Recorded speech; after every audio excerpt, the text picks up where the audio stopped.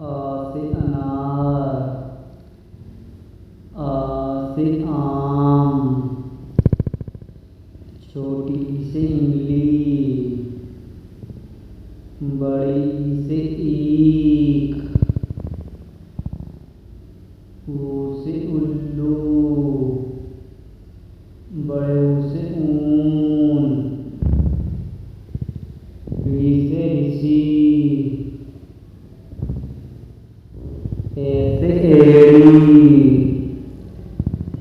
ए से ऐनक, ओ से ओखली, ओ से औरत, अंग से अंगूर, अंगा खाली।